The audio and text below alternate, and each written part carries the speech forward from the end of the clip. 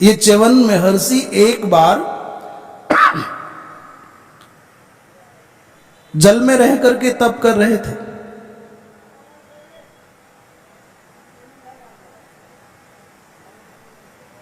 जमीन पर जंगल में रह करके तप करने से विघ्न होता है, इसलिए जल में चले गए।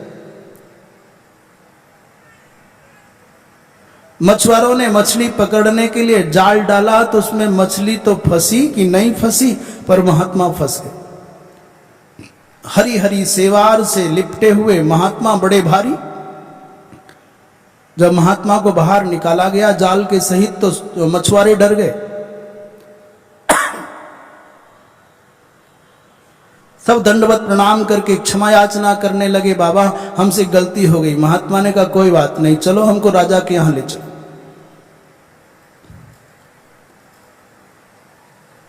राजा के यहां पर प्रस्तुत किया गया। राजा से कहा महात्मा ने कि मेरा मूल्य देकर के इन मछुआरों को छोड़ दो, मुझे छुड़ा लो। राजा बड़े प्रसन्न हो गए, संतुष्ट हुए। उन्होंने कहा ठीक है, मेरा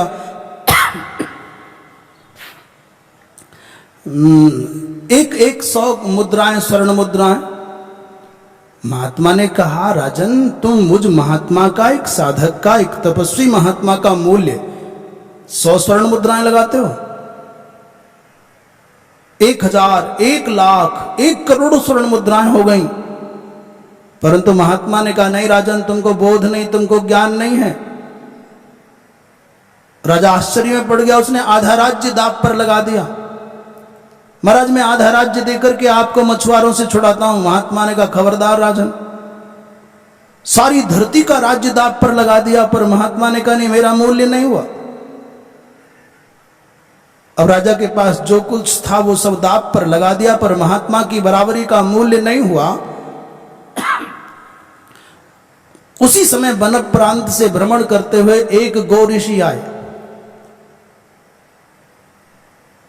उन महात्मा ने कहा राजन, परेशान होने की आवश्यकता नहीं है। सारी धरित्री का साम्राज्य भी, सारी संपत्ति भी तुम महात्मा के बराबर मूल्य में देना चाहोगे तो महात्मा की बराबरी नहीं हो सकती। मैं उपाय बताता हूं। तुम एक दूध देने वाली सवत्सा गौ इन महात्मा के बदले में दे दो, महात्मा का मूल्य हो जाएगा। राजा ने आंखें फाड़ करके महात्मा की ओर देखा। प्रभु ये क्या बोलते हो आप? जो राज्य में देना चाह रहा हूं उस राज्य की संपत्ति में करोड़ों गाय आ जाएंगी। महात्मा ने कहा जो मैं कहता हूं वो करो। और राजा ने घोषणा की कि महाराज मैं आपके बदले में इन मछुआरों को गौ देना चाहता हूं।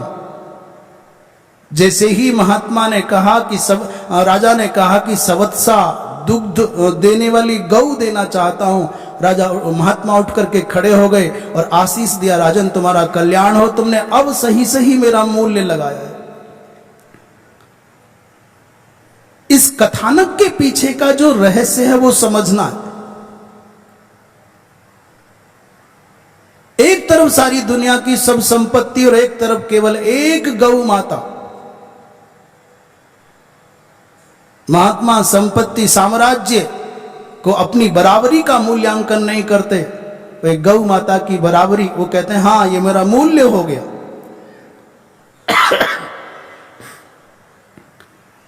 और महात्मा ने कहा राजन एक गौ नहीं, सब मछुआरों को एक एक गौ दे दो। उन मछुआरों ने प्रतिज्ञा की आज के बाद में हम मछली नहीं मारेंगे, हिंसा नहीं करेंगे, गौ पालन करेंगे, गौ सेवा करेंगे। महात्मा च्यवन इतने अभूतपूर्व गोभक्त हैं, उन्होंने अपने मूल्य के रूप में साम्राज्य नहीं,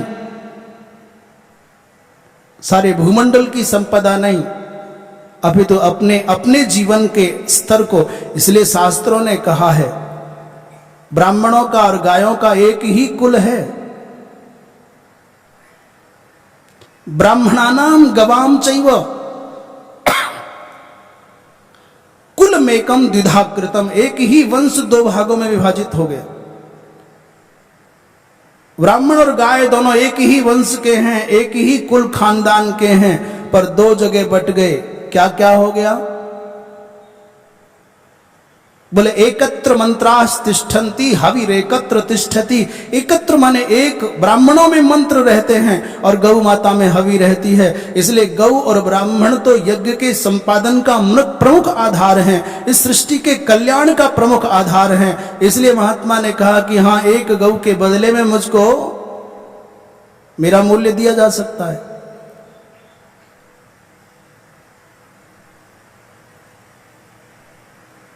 हमारे भारतवर्ष के सतियों की, संतों की ऐसी पवित्र कथाएं हैं जो हमको प्रेरणा देती हैं। संसार यहीं रह जाएगा, ये ऐश्वर्य यहीं रह जाएगा, ये समृद्धि यहीं रह जाएगी, ये विस्तार, ये विकास यहीं रह जाएगा। जाएगा तो केवल आपके साथ धर्म जाएगा, पुण्य जाएगा, आपके द्वारा किए गए कर्म जाएंगे। भगवान परशुराम ने जो है वंशी क्षत्रियों का विनाश किया, इसके मूल में भी गौ और ब्राह्मण का अपमान कारण है। जन्मेजय ने प्रश्न किया है वेदव्यास जी महाराज से कि भगवान ये जो सहस्रार्जुन है, इसकी वंश परंपरा कहां से चली? इनको है वंशी क्यों कहा जाता है? और इतने धर्मात्मा राजा के मन में, क्षत्रियों के मन में ब्राह्मणों के प्रति द्रोह बुद्धि क्यों आई? फिर क्यों परशुराम जी महाराज ने इस वंश के क्षत्रियों को मारा? वेदव्यास जी महाराज कहते हैं, हे राजन, एक समय की बात है, भगवान नारायण और मां लक्ष्मी दोनों के दोनों आसीन थे। और उस समय अचानक उच्चैःश्रवा घोड़ा भगवान के सामने से निकला, तो मां रमा, मां लक्ष्मी उस उच्चैःश्रवा को देख करके इतनी मोहित हो गई, इतनी खो गई, उसे लगा कि ये मेरा भाई है, मैं भी समुद्र से उत्पन्न और ये भी समुद्र से उत्पन्न, मेरा भाई आ गया।